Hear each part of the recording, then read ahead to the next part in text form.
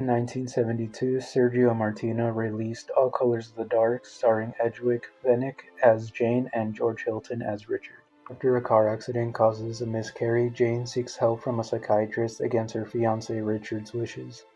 The movie starts off with a weird, trippy dream sequence. Waking up scared, Jane enters the shower fully clothed. Richard shows up just to give her a blue pill. We're then introduced to Barbara, Jane's sister, played by Nieves Navarro.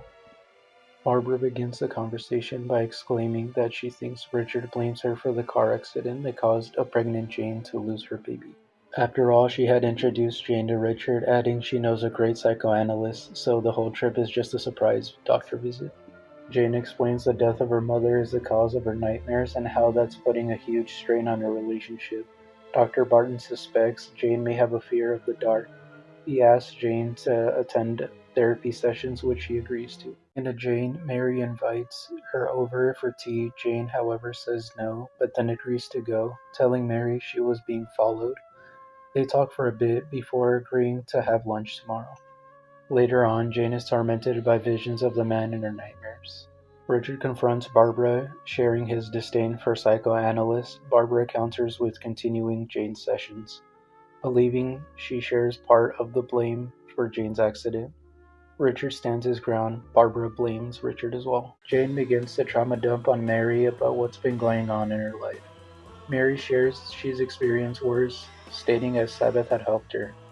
Hesitant, Jane agrees to go with her. Jane pushes forward to the Sabbath ritual. They pull up to this castle, with the ritual beginning as they arrive. Jane is already regretting it, but they continue sacrificing a dog to use its blood. Once drunk from the cup, Jane kisses members, then having sex with the leader. Jane has a period of time where everything seems to be going fine. The piece is destroyed when the man from her nightmares reappears. Jane hits flight mode. Arriving to the flat, Jane discovers a black magic book. She presses Richard on the book, but doesn't say why he has it. Jane goes for a second ritual. Jane, now being a full-fledged member, is asked to set Mary free. With Jane refusing, Mary plunges herself onto the knife.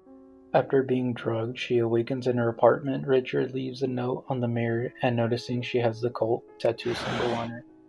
Concerned, Jane goes to go check on Mary, only to find an old lady had moved in.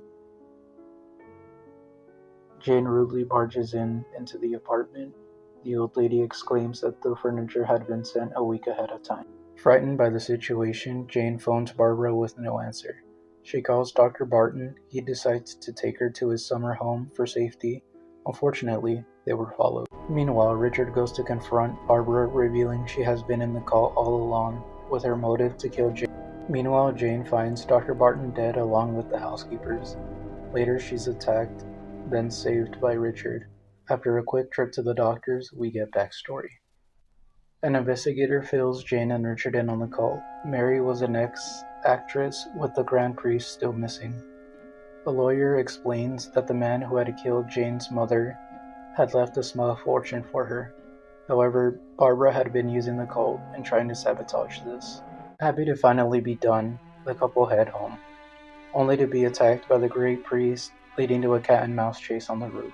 The Great Priest gains the upper hand when it looks like Jane is about to bite the dust.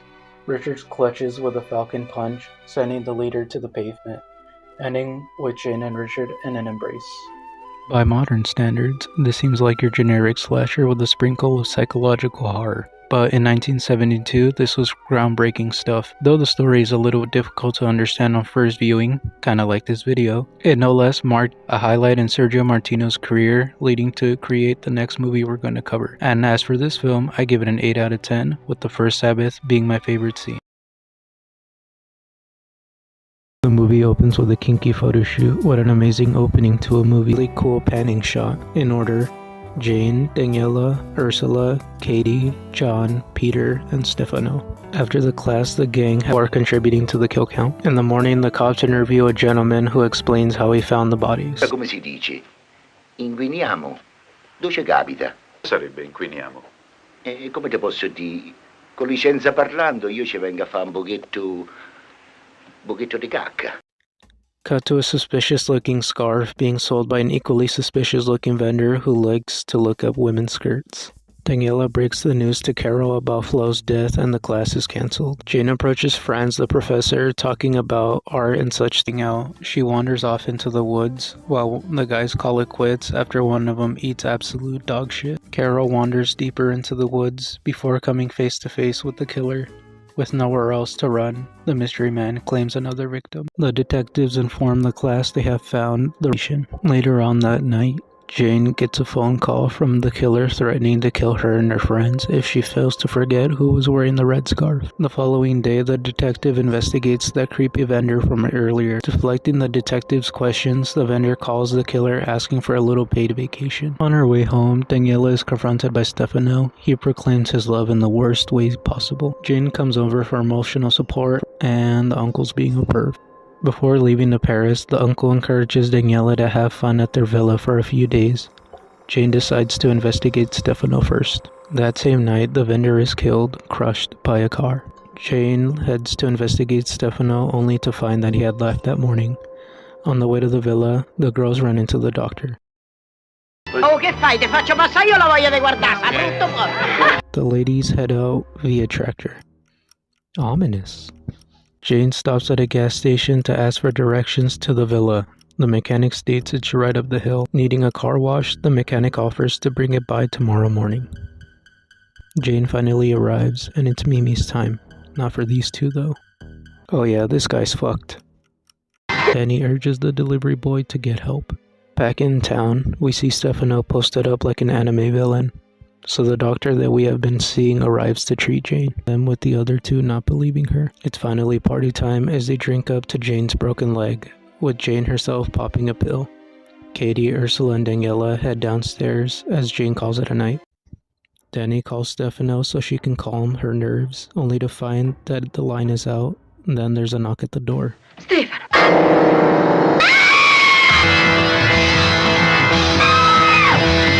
Rip Stefano.